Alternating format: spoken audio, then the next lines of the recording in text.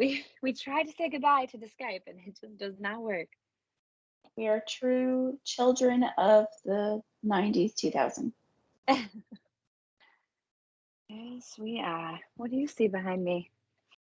What is all that stuff? A slipper and a blankie. It doesn't look like that, so. What if It I go looks like this? like Can you see my a Christmas tree? Oh, yeah. That's fun. We'll keep that as my background because it's way more exciting. You can see my water bottle. Hey. It was very exciting. We went and got a Christmas tree just for my room. It's our only live tree in the house. So it's the only live one? Uh-huh. Yeah. Well, first of all, I think a package is being delivered, so let's just wait a minute for that. You two can get some extra special stuff today. Yeah. And I'll show you our tree. Okay. Our real live tree. Ta-da! Look, Maxie's beautiful. Hi, Maxie. What a beautiful tree you got. Is there a package? There's not. Y'all, enough. I'm locking you out now. So they can't get into anything. Felt like something was gonna happen on my side. Oh no, it already happened. Errol was thought he was gonna come up here and ask permission to watch a show, but he's just watching it. So, all right, let's see. Testing. Please record right. It's gonna be. I think it must be like or yours doesn't go weird now, right? It doesn't go wonky when you record, or does it still sometimes? No, remember how like it used to like pop really big when you'd record sometimes out of nowhere? I think that was just me getting excited and getting close. No, because then you'd hit record and it would go and you'd be like, oh, that's a bad one. Hold on. Because but that was with the old microphone and old computer. Well, I get that now on Jay's computer. So it's just like a weird combination occasionally, but my test went well. So hopefully. Oh, I'm freezy. You're freezy? Oh, wait, that was the wrong thing though. Dang it. How about now? Testing. Cement block of ice. Okay, we're good. All right. Are you ready? Yes. I am ready. This is my energy dance. Who's starting? I started last time, so you start this time. Okay, there we go. I didn't remember, so there we go. Okay, 1, 2, 3, record. 1, 2, 3. Ta-da! You like smacked it like, yeah, girl, we got this. Welcome back to another episode of the In Raw Life podcast. I am so glad that you're here with us this week, and I cannot wait to dive into what we're talking about today. But I first want to ask you, lovely audience members, would you please rate, review, and subscribe to the In Raw Life podcast?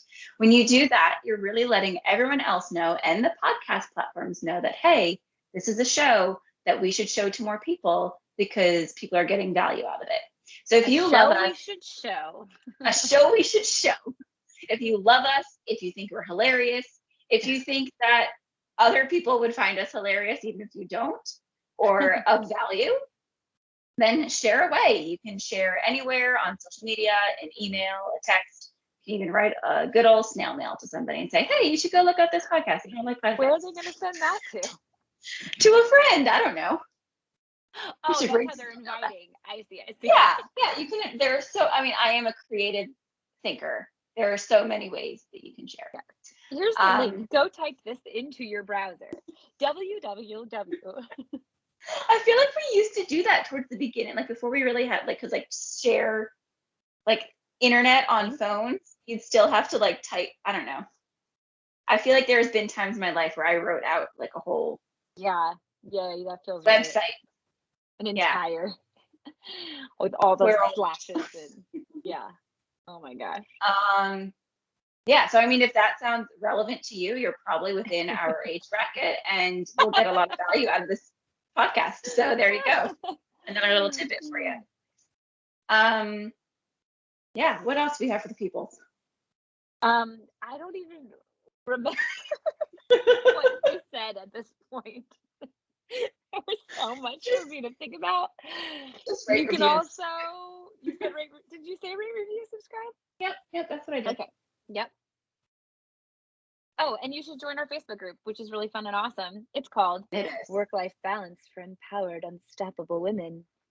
And speaking of work-life balance for empowered, unstoppable women, that is the theme of January. Yes, today, well, if you did not catch the last 2 weeks, but especially like last week where we gave 3 tips on how to enjoy work more, then go listen. And also today we're talking about the 3 best tips of ours to enjoy life more. Like enjoy your everyday. Like no matter what the situation is, life is meant to be enjoyed. So Yeah. The yeah. life part of work-life balance. So the when you're clocked It's a out and pretty you're, big part. yeah, should be the majority of your, well, I don't know. It's a pretty big part. I don't know how your hours are broken up, but I'm hoping you get a lot of life, not just work. Mm-hmm. So, what were you going to say? You said my name. I was going to say, Sierra, would you like to give the first one? Oh, the first tip. Well, I would be so delighted to. Okay, so this is actually, it's really, to me, it's kind of funny that I'm sharing this tip because this is Jessica's tip, but I have recently started implementing it in my life, and it is incredible. It is so good. Okay, so the first tip is to schedule in white space. That's what Jessica calls it, white space. And basically, did you learn that from somebody or did you create that term? It's the perfect No, term. I mean, I've heard it from various places and also like unicorn space because people think it's this mysterious thing that can't exist and it's magical, but really it can, and it is magical. Well, I kind of wish that I knew it was also called unicorn space because that is Oh, awesome. I've totally said that before. I have not noticed unicorn space, but I have this new eyeshadow that's called unicorn and it's white. So it all makes sense. Ta-da! Anyway, so white space or the magical, mystical unicorn space is basically taking your day and making sure that you have extra space for error. Room for error is what it is. And I am the queen of a full plate. I am the queen of putting more on my plate than I can handle because I'm like afraid of downtime or something. I don't know if it's the Enneagram 7 in me or what it is, but I'm just like, I want to fill up my day with as much as I possibly can. And in the meantime, I can never finish all the things. And then I'm like stressed and bummed and like, running around like a chicken with my head cut off instead of enjoying the moment. And so I want to give you an example. Last week, I said to my husband, oh man, what were all the things? I told you the story, Jess. I don't remember all the things I said. We were going to decorate for Christmas.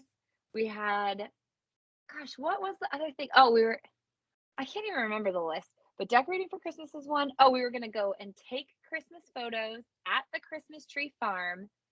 And there was something else that I had planned that I actually did, and I don't remember. But either way, my Sunday, it was on a Sunday. So it was like my husband was off. We have all this time to like be a family together. And I had all these plans of what we were going to do. And I told my husband Saturday night, like, this is our plan for tomorrow. And he was like, oh, I know what it was. The Christmas tree lighting ceremony in our little borough. So the Christmas tree lighting was at 6.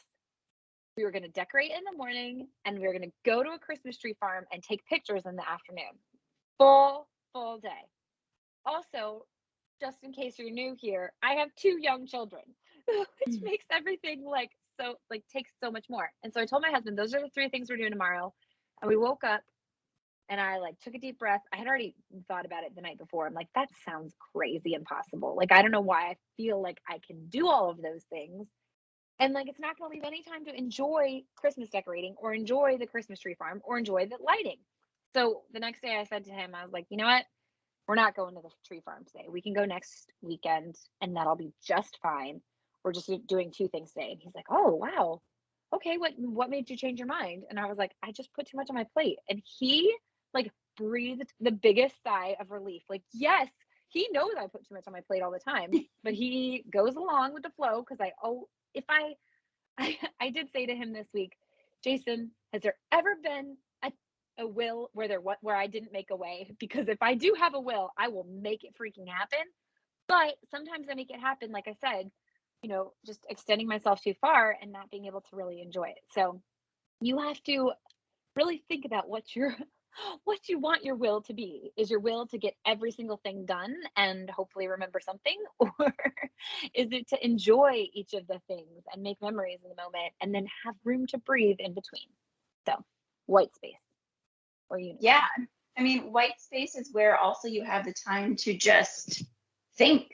Like, I think you referenced it last week, and I know you've talked about it before when we do various things, but talking about Einstein and how he would just like go out on a boat and stare into like the sky to get inspiration. That is white space. Like, and that was him scheduling in white space to just not have anything particular to do. And then things like beautiful things come to you. It's a place, like white space is a place to relax. It's a place to come up with new ideas without intentionally doing it. It's a time to just like enjoy whatever is surrounding you. I find myself with white space all the time that I don't even necessarily like intentionally put it in anymore. It's just there and I just go with it. And I'm like, oh, like, so I enjoy everything that I'm doing. Like, we come to the afternoon and it's mine and my daughter. Like, it's not my intentional time with my daughter in the day, but it's like this time that all of a sudden, oh, we're both here. Neither of us have anything that we have to be doing right now.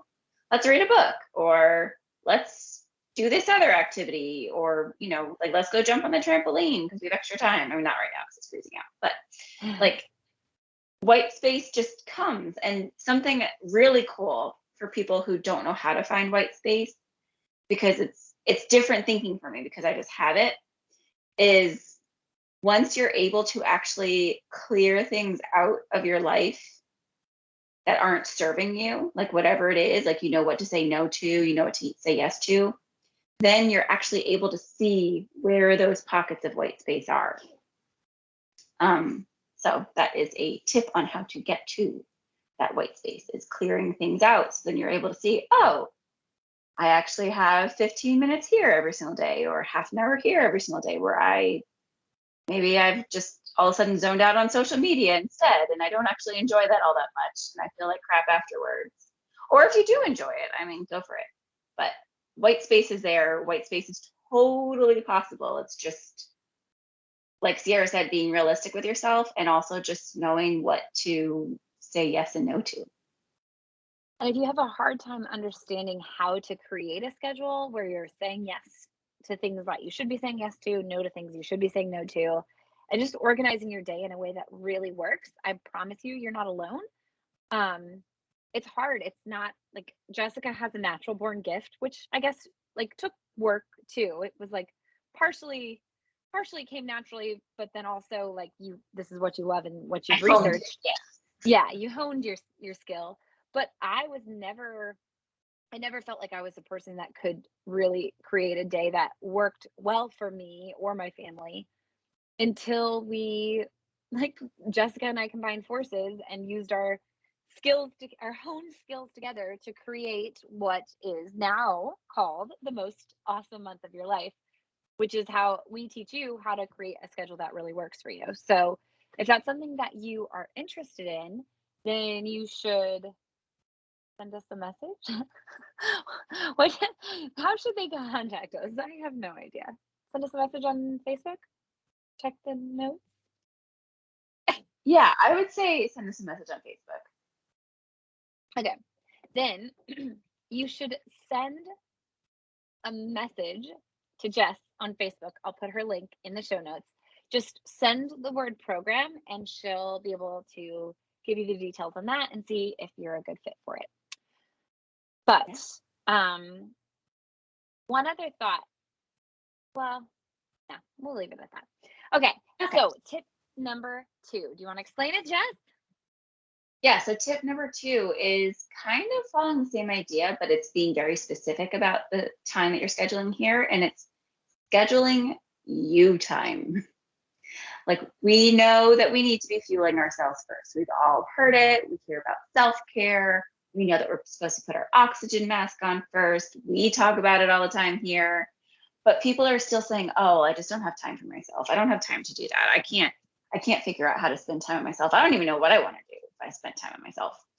But you've got to be scheduling that time in and sticking to it so that you are enjoying everything. Like, once you have fueled your mind, your body, your soul, your, like, whatever makes you light up and feel good, whether that's reading a book or coloring or doing yoga or going for a walk or whatever it is that like actually makes you like lit up and energetic because of it, not just like strolling the aisles of Target, even though that's totally fun, but like something that actually fuels you and gives you energy afterwards. Make sure you're scheduling time for that. Like, you have to schedule it into your day.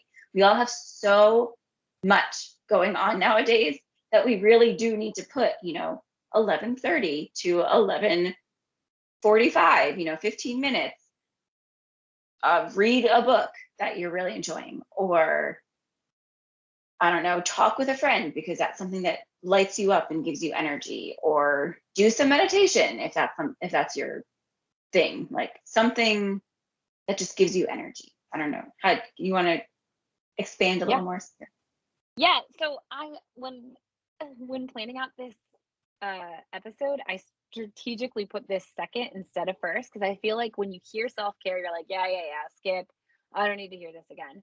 But I mean, this is very specific space that you're carving out. It's different than white space because it's not just like quiet to refuel and like think. It's space that is doing something, like Jess said, that just gives you a little bit more energy. Whether, like she said, coloring. Like, if you, or I know some people are super fueled by being creative. I know some people are super fueled by music. Like, maybe it's just put on a dance party, anything that just gets your heart racing, makes you feel like you're 10 again. Like, that was, we did a podcast on that once. I honestly feel like if you can remember, if you're having a hard time remembering what you enjoy, think about what 10-year-old you loved and try to replicate that, no matter how silly or ridiculous it is. If you feel really that silly about it, then like try it the first few times when no one's around and no one can see you or judge you. But I promise you that other people are doing it, whatever it is, and they're not ashamed. Like, I do some of the most ridiculous things. I do accents in public without even realizing it. A lot of times people have to point it out to me. Like, I play make believe and pretend I'm a grown ass woman, but I can still do that because that's what I used to love to do, and that's part of who I am. So whatever it is, it's not that ridiculous, and just feed into it. And you don't have to tell a single damn soul about it. Maybe part of something of self-care is knowing something that no one else knows. That could be exciting. If that fuels you, then do it. Do something that no one else can know about, and hold that and harness it and let it feel good. And the reason is, like Jess said, you may not think that you have time for it, or you may keep pushing it back. But honestly, if you're pushing it back, you're just making yourself turn into a more rotten person, which sounds awful, but like, I know when I haven't fueled myself, when I haven't had any me time, I am not as kind to my kids. I'm not as kind to my husband, and I'm not as kind to myself. I start, calling myself names, whether it's fat or stupid or, oh, that was so dumb. Like, all those little statements are rude to yourself. So just like give yourself some time and space to do what you love, so you remind yourself what an awesome person you are, and then you can show up better for your kids, for your husband, for your work, for all of it. Yeah. Like, yeah. And then number three. Tip number three. So tip number three is, we kind of already touched on it, but it's not completely, like I said, know what to say no and what to say yes to. But this is really specifically about, like, the best way I could put it is like Marie Kondo, right? Or Marie Kondoing like your life, as in like some physical things and some just mental, emotional things. Like, declutter whatever needs to be decluttered. Take things out of your life that don't serve you, that you don't need anymore, that you don't want anymore, that might feel toxic, whatever it is. And once those cobwebs are removed, you're going to feel so much better and enjoy life. Like it's clearing, oh, hey, Arrow. It's clearing things out of your mind. It's clearing things out of your visual space, whatever it is that works for you. Like, it's going to make you enjoy your space. It's going to make you enjoy your mental space, your thoughts, your emotions, and then you can enjoy literally like every single thing that you do. Oh, awesome, buddy. Sorry, he wanted his blanket, which was up here. Yeah, I fully agree with that. No, you don't. No, I do. I know. I was just trying to think. I was not fully listening to all of it because he was distracting me, but I know what you're saying. And I had a thought on it when you were saying it earlier, so I'm trying to remember what that was. Marie Kondoing your space, leaving space. Oh, saying goodbye to things that don't serve you. Yes. Oh, that's what it was. So, yeah, so I think there's two things in our lives that, or like two ways that we can approach things. So, one is to get rid of everything that sucks. And two is to recognize that maybe some things don't suck as bad as we think they do. So I definitely agree that you should be getting rid of like toxic people and feel like just what Jess said is absolutely accurate. But also before you go purging, take a look at your life and see if maybe some things could change, not by getting rid of them, but just by you changing your attitude around them. I can you hear him? Dex, come here. It's okay, buddy. So my husband was, and we were talking today, he's listening to Bruce Springsteen's book on tape for the second or third time. I'm not 100% sure. And he said he loves Bruce. But he said that when it comes to like, he was talking about people in your life that you really can't control their attitude. He specifically was talking about his parents because he grew up in a time where like children were seen and not heard. But really, it applies to anyone in your life. Like Jay has somebody that he has to deal with right now that's just a grumpy Gus, right?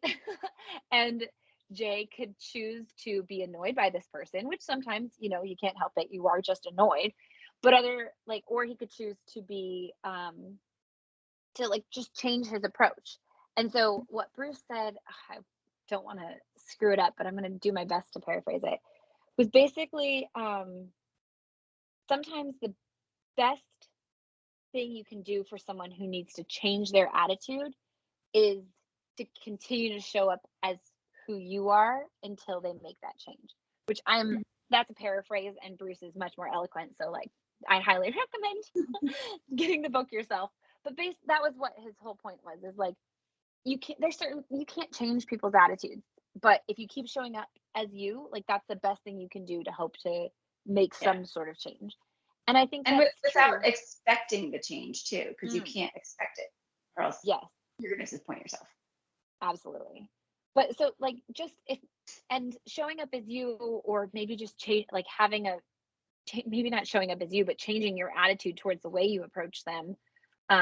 Again, I'm not doing the actual quote any justice, but I think if people suck, because people are gonna suck, and you can like, even people that you deal with every day, like there's times that I think Jay's attitude sucks, and I know there's times he thinks mine does, because we're human and we all go through moments of not being great individuals.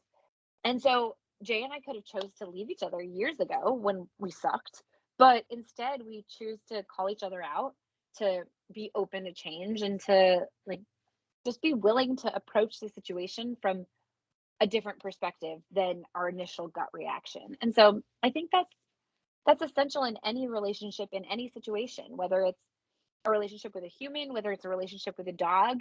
Like, sometimes my dog drives me crazy because he barks all the time and I get so irritated. And I find myself in a cycle of where I'm just irritated by the dog all the time. And I'm like, what the heck? Like, why do I even have a dog if I'm just going to be grumpy about it?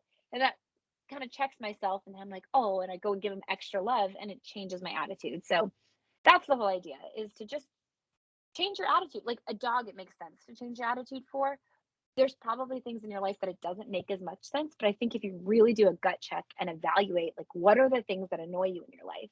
How many of those can you get rid of? And how many of those can you change your attitude about and change your perspective on them in general? Yeah. Or especially if you can't actually get rid of them for whatever reason, changing your attitude. And part of that, which is a little bonus tip, which we talk about pretty much every episode, is just showing gratitude for things. Like, it's the more it annoys you, the more gratitude you should throw its way. And no matter what, you're going to feel better about it. Yeah. And that can be for all situations, like frustrating situations and hard situations. I think about this a lot from when we interviewed our gratitude specialist, Jennifer, like over a year ago now. And I had asked her, like, how do you give, because she said how she always gives gratitude with a positive look, nothing, like she doesn't ever focus on the negative, like, thank you for me not having cancer. Instead, she says, thank you for all the healthy cells in my body.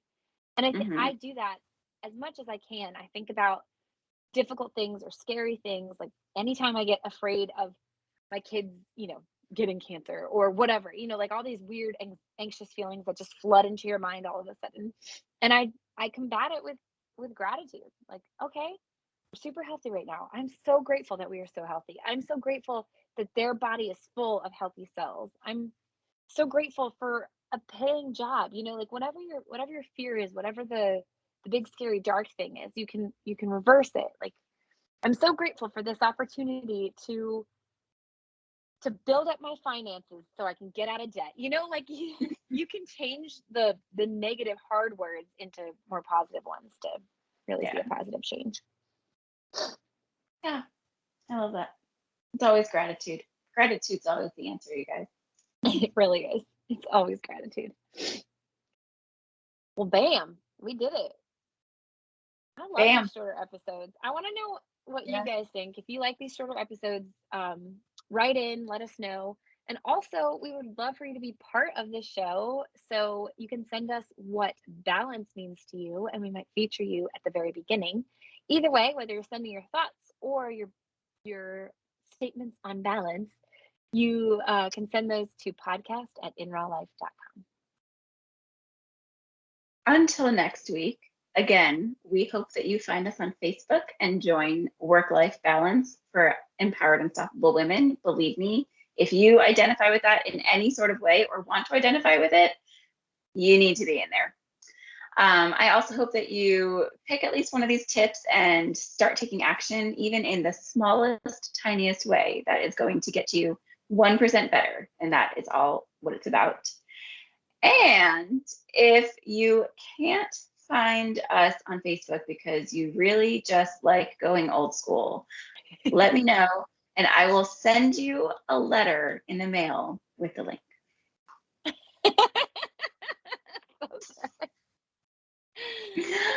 Bye.